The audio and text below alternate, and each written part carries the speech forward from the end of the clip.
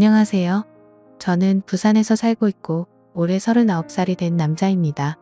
남들에겐 평생 한 번 있을까 말까한 일들을 최근 몇 년 사이에 다 겪다 보니 제 스스로는 많이 성장했다고 생각했습니다. 하지만 또 다시 처제로 인해 저는 너무 큰 고민이 생겨버리고 말았고, 저는 도대체 어떻게 이 막장 같은 상황을 벗어나야 할지 다양한 분들의 의견을 묻고 싶습니다. 우선 저는 7년 전에 결혼을 해서 제 아내와 풍족하지는 않지만 그래도 다툼 없이 행복한 삶을 잘 지내고 있었습니다. 제 아내는 어디 하나 나무랄 게 없는 너무나도 착한 심성의 여자였었죠. 처음 만나게 된 건 제가 처음으로 봉사활동을 나가서 보게 되었습니다. 그때는 제 인생에 대한 회의감이 들었었고 자존감이 너무 낮아져서 많은 사람들을 만나서 저를 고치고 싶었습니다. 그리고 어려운 환경에 있는 사람들을 돕고 하다 보면 제 인생이 더 나아지지 않을까 하는 마음으로 용기를 내서 봉사활동을 나가게 되었습니다. 그렇게 봉사활동 장소에 도착을 했고 저는 사랑에 빠져버렸습니다. 그게 바로 제 아내였죠. 아내는 맑고 고운 미소로 어린 아이들을 돌보고 있었고 햇빛에 비친 미소는 정말 눈이 부실 정도로 아름다웠습니다. 저는 그렇게 첫눈에 푹 빠져버리고 말았죠. 지금 생각해도 눈물이 날 정도로 너무 아련했었던 기억이네요. 하지만 그녀에게 쉽게 다가갈 수가 없었습니다. 저는 가진 것도 별로 없었고 외모도 남들보다 별로 뛰어 나지 않은 그저 평범한 사람이거든요. 그리고 그 당시에는 되는 일이 하나도 없어서 자존감이 바닥을 치고 있을 때였죠.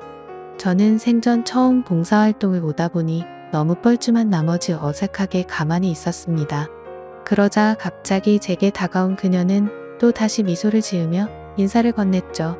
처음 오시냐고 물었고 그렇지 않아도 일손이 부족했는데 잘 부탁드린다면서 악수를 건네더군요. 손을 마주 잡는 순간 저는 제 인생을 이 여자와 평생 하고 싶다라고 생각을 했습니다.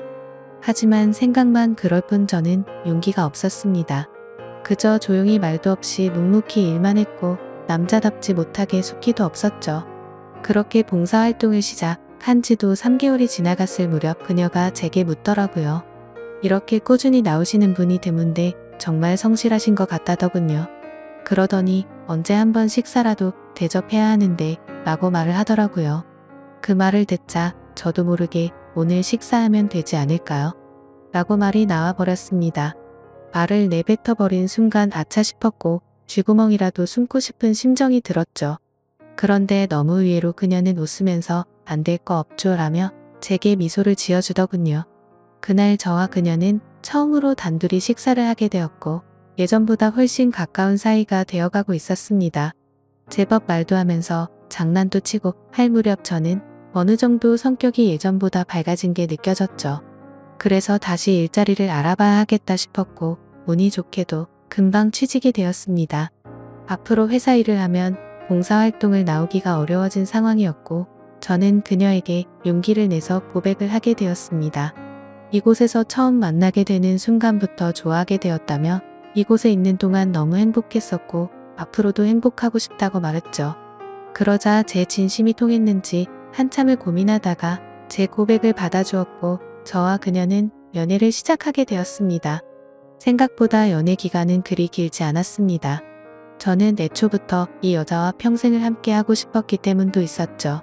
만난 지 1년이 되는 날 저는 평생을 함께 지내자고 프러포즈를 했고 처음 제 고백을 받아 주었을 때처럼 그녀는 제 프러포즈를 받아주었습니다.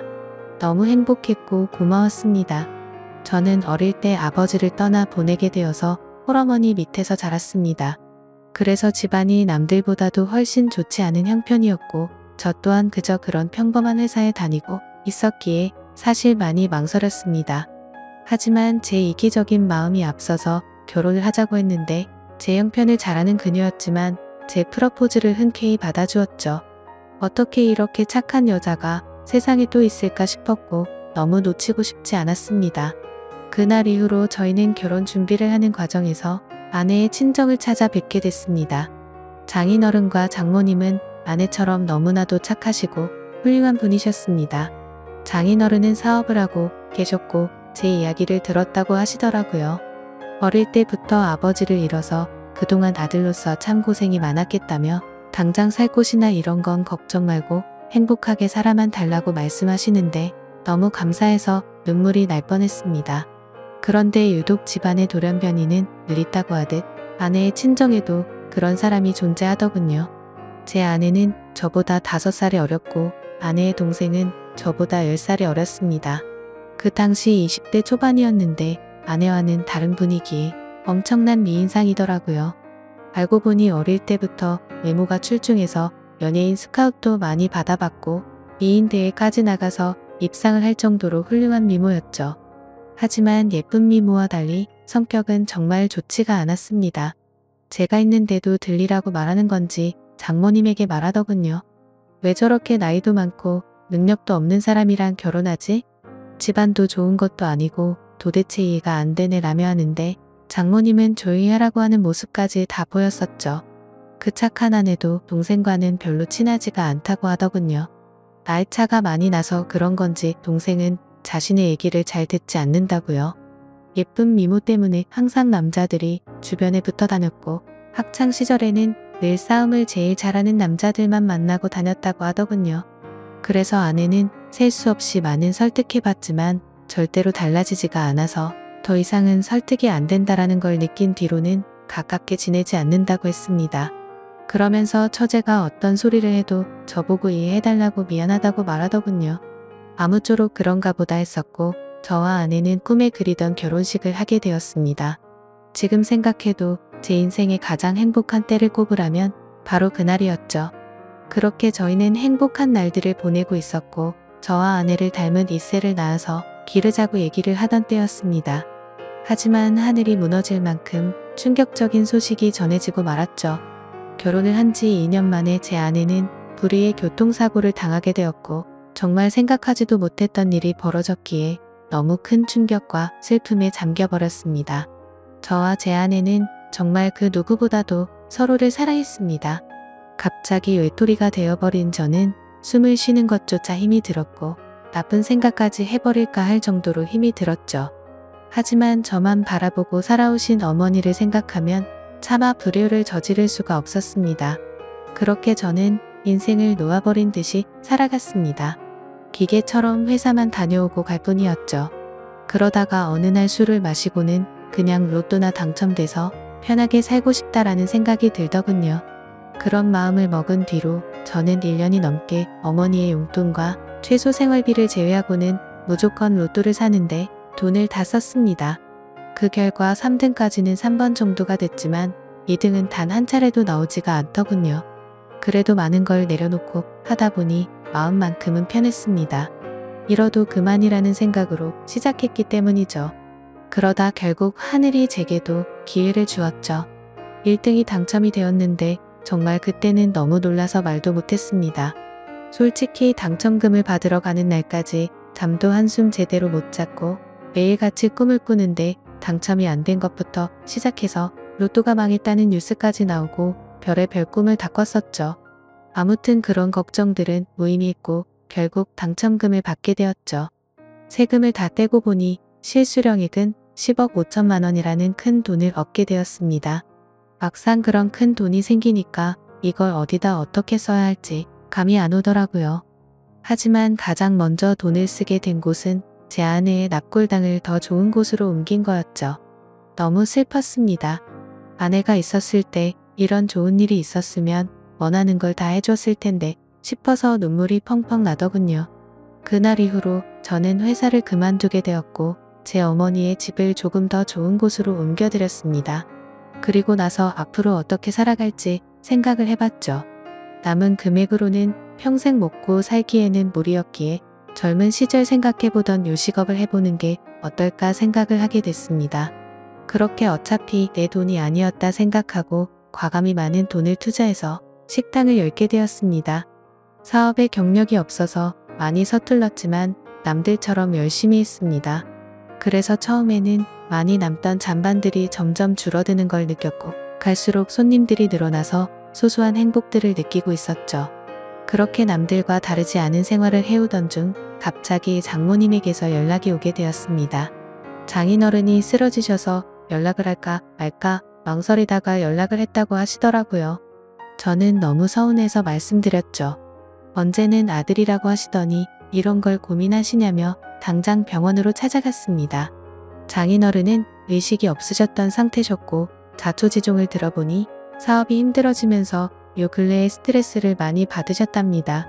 결국에는 상황이 힘들어지다 보니 직원들이 대거 이탈을 하게 됐고 그 와중에 믿었던 사람에게 돈을 융통하려다 사기까지 당하게 되셨답니다. 그 충격으로 며칠 동안 앓으시다가 결국 쓰러지셨다고 말씀하시더라고요.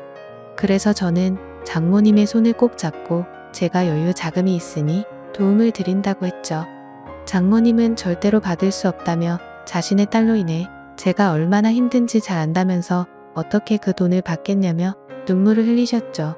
저는 오랜 설득 끝에 장모님께 결국 돈을 드리게 되었습니다. 하지만 결국 아들처럼 저를 대해주시던 장인어른은 끝끝내 버티지 못하시고 세상을 떠나시게 되었죠. 결국 제가 해드린 돈과 장인어른의 보험금을 합쳐서 겨우 빚쟁이 신세는 면하게 되었습니다. 그 과정에서 제가 많은 도움을 드리느라 항상 친정의 하루가 멀다 하고 드나들었고 처제도 자주 마주하게 되었었죠. 그러다 어느 날 처제가 너무 힘들다면서 술 한 잔 사주시면 안 되냐고 제게 묻더군요. 그래서 어려울 거 없는 부탁이었기에 처제와 저는 둘이서 술을 마시게 되었습니다. 한창 술을 마시다 술이 조금 취하니까 처제는 아내 얘기를 꺼내더군요. 언니에게 너무 못했던 게 매일 생각났고 시간을 되돌릴 수 있다면 잘하고 싶다고. 착한 언니를 왜 빨리 데려갔는지 하늘이 원망스럽다며 펑펑 울더라고요. 그러면서 예전에 제게 잘못했던 부분들도 너무 미안했다며 철이 없어서 했던 짓이지만 형부에게 상처를 준 걸 생각하면 자기 자신이 너무 밉다고 울면서 말하는데 그 말에 저는 처제의 진심이 너무 와닿았습니다. 그래서 그날 이후로 저는 처제를 다시 보게 되었습니다. 얼굴만 예쁠 뿐만 아니라 본래 성격은 역시나 부모님과 아내를 닮아서 착한 사람이었구나 라고 생각했죠. 그리고 나서 처제와 많은 대화들을 나누었습니다. 많은 대화를 나누다 보니 그동안 서먹했던 사이가 조금은 풀어지는 듯했고 말을 이어가다가 처제는 제게 질문을 했죠. 갑자기 왜 이렇게 돈이 많냐고 묻더군요.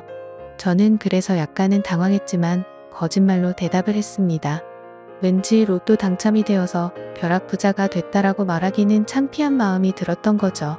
그냥 예전에 묵혀두었던 주식이 조금 올라서 그걸로 사업을 시작했는데 운이 좋게도 장사가 잘 되고 있다고 말했습니다. 지금 돌이켜 생각해보면 그때 장사가 잘 된다고 했던 그 말이 제 인생에 있어서 천추의 한이 될 거라고는 생각조차 못했습니다. 여하튼 그날 술자리를 계기로 처제와 저는 종종 밥도 먹고 술도 마시게 되었죠. 그러다 결국 인간으로서 절대로 해서는 안 될 실수를 저지르고 말았습니다. 제 인생에 있어서 너무 후회가 되는 일이었죠. 다른 날과 다름없이 처제와 술을 마시게 되었습니다. 그 당시에는 처제에게 용돈을 주고 지냈었기에 그날도 제가 술값을 계산하려고 했죠. 그런데 갑자기 처제가 일해서 돈을 벌었다며 자기가 술을 산다고 하더군요. 처제가 일한다는 소리는 못 들어서 의아하긴 했지만 고집을 꺾지는 못했습니다. 그러더니 대신 저보고 다음 술자리를 사라고 해서 얼떨결에 그러겠다고 했죠. 근데 문제는 제가 술이 그렇게 세지가 않았다는 겁니다. 그래서 항상 한 자리에서만 마시고 헤어지다가 처음으로 술을 더 마시러 가게 되었습니다. 그날따라 처제는 평소와 다르게 계속해서 제게 술을 권하더라고요. 그러다 저는 화장실을 가게 되었고 밖에서 남자들이 하는 얘기를 들었습니다. 왜 저렇게 예쁜 여자가 저런 남자랑 있지? 남자가 돈이 많나 보지 뭐 이런 식의 대화였습니다. 저를 깎아내리는 소리였지만 내심 능력 있는 사람으로 보는구나 싶어서 기분이 크게 나쁘지는 않았습니다. 자리로 돌아가서 보니 처제는 누가 봐도 예쁘구나 싶었습니다. 물론 당연히 처제가 예쁘다는 건 잘 알고 있었죠. 미인 대회에서 입상할 만큼 예뻤던 외모였고 항상 관리를 잘해왔던 터라 군살도 없었으니깐요.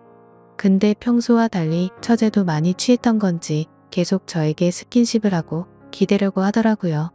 맨 정신이었으면 뭐하는 짓이냐고 했을 테지만 저도 술이 많이 취해서 미쳐버린 건지 처제의 모습이 여자처럼 보이기 시작했습니다. 그러다 술을 마시는 내내 손을 꼭 잡고 있다가 결국에 둘이서 넘어서는 안 될 선을 넘게 되었죠. 그날 이후로 처제와 저는 사귀자라는 얘기만 하지 않았을 뿐 연인과 다름없이 만나게 되었습니다. 아내 생각에 절대 이건 아니다 싶었고 이런 관계를 그만하자고 만나서 얘기하려고도 해봤습니다. 하지만 막상 만나면 너무 예쁜 미모에 홀려서 똑같은 실수를 하게 되었죠. 그런 관계를 오랫동안 이어오다 보니 너무 자연스러운 만남은 그 누구도 모르게 몰래 계속 만나왔습니다. 그러다가 결국 생각하지도 못한 일이 터졌습니다. 평생 겪지 못해본 유례없던 전염병이 돌기 시작하게 되었던 거죠. 항상 많은 수익을 유지해 주었던 저희 식당도 너무 큰 위기가 생겨버렸습니다. 하루에 매출 300만 원은 찍던 가게가 하루아침에 30만 원도 못 팔게 되자 그때부터 상황은 너무 심각하게 돌아갔던 거죠. 몇 년 동안 이런 적이 없었기에 모아뒀던 돈들은 시설 재투자로 많은 자금을 지출한 상태였었고 가만히 숨만 쉬어도 나가는 돈이 어마어마했습니다.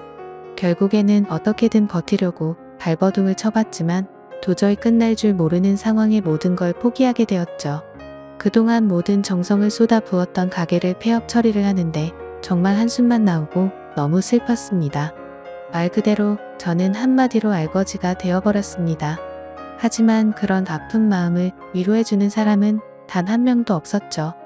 연인이라고 생각했던 처제는 제가 폐업 처리를 하자 급격하게 변해버렸습니다. 사실 그 이전에 힘들 때부터도 많이 달라진 걸 느끼긴 했었습니다. 한 달에 한 번 볼까 말까 할 정도로 약속을 계속 미루더라고요. 그러면서 급하게 돈이 필요하다며 저를 못살게 굴었죠. 지금 상황 힘든 거 잘 알지 않냐고 해도 짜증을 내면서 결국에는 항상 받아갈 정도였습니다. 폐업 신고를 하고 난 뒤 저는 앞으로 다시 열심히 하면 잘 될 거라고 처제의 손을 잡았습니다. 처제는 일단 자신에게 있는 돈 전부를 맡겨두라고 하더군요.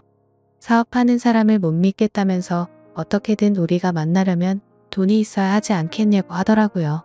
그나마 가지고 있는 거라고는 집에 잡혀있는 전세자금 5천만 원이 다였죠.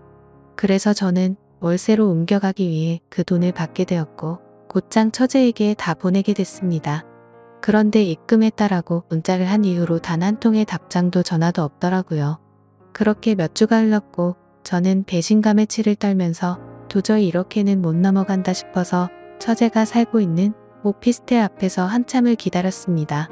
그날 자정이 다 되어서야 처제는 어떤 건장한 남자와 팔짱을 끼고 나타나더군요. 정말 순간적으로 눈이 돌아갔습니다. 그 남자와 맞붙어서 절대로 이길 자신이 없었지만 제 눈에는 이미 그런 게 보이지 않았고 욕을 하면서 뛰쳐나갔죠. 처제는 깜짝 놀라더니 왜 여길 찾아왔냐고 하더라고요. 그래서 저는 내 돈 찾으러 왔지 왜 연락을 안 받냐고 소리를 질러댔습니다. 그러자 처제는 가짠타는 듯이 제 눈을 똑바로 쳐다보면서 욕을 내뱉더군요. 내가 너한테 그동안 당해온 게 있어서 위로금 차원으로 생각하고 받은 건데 뭐가 문제냐면서 감옥에 안 보낸 걸 감사하게 생각하라고 말하더군요. 정말 망치로 머리를 맞은 기분이었습니다. 처제도 저와 같은 마음인 줄 알았는데 그게 아니었던 거죠. 그저 저는 돈을 주는 기계처럼 생각했던 거였습니다. 저는 순간 너무 분노가 치밀어 올라서 달려들려고 하는데 그 건장한 남자가 제 멱살을 잡더라고요. 내가 네 처제 되는 여자 남자친구인데 무슨 헛소리를 짓걸리냐고 하더군요. 인간 같지도 않은지 대놓고 무슨 염치로 여길 오냐면서 마음 같아서는 묵사발 내주고 싶은데 지금 사고치면 안 돼서 겨우 참는 거라고 말하더군요.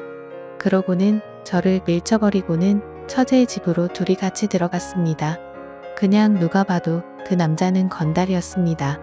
온몸에 문신이 가득했고 사고를 치면 안 된다고 하는 걸 봐서 느낌이 왔죠. 심지어 그런 모습을 보니까 그 남자와 짜고서 제게 돈을 뜯어낸 게 아닌가라는 생각이 들었습니다. 하지만 인간 같지도 않다라는 말은 틀린 말은 아니었죠. 그때 그 말을 듣는데 정신이 번쩍 들었습니다. 그토록 사랑했던 아내를 떠나보내고 감히 처제와 연인으로 지냈다니 저는 차마 할 말이 없습니다. 그렇지만 그럼에도 불구하고 저는 지금 당장 제 모든 재산을 잃어버렸기에 어떻게 해야 할지 도저히 모르겠네요. 그 5천만 원으로 어떻게든 재기해보려고 했던 사업 미천이었는데 너무 절망적일 뿐입니다. 이런 경우에 법적으로 제가 다시 그 돈을 받아낼 방법은 전혀 없을까요? 그리고 솔직하게 말해서 돈도 돈이지만 이러면 안 되지만 처제가 그놈과 붙어 있을 걸 생각만 해도 너무 화가 나고 가슴이 터질 것만 같습니다. 한심한 질문이지만 제가 어떻게 하는 게 좋을지 많은 말씀 부탁드립니다. 감사합니다.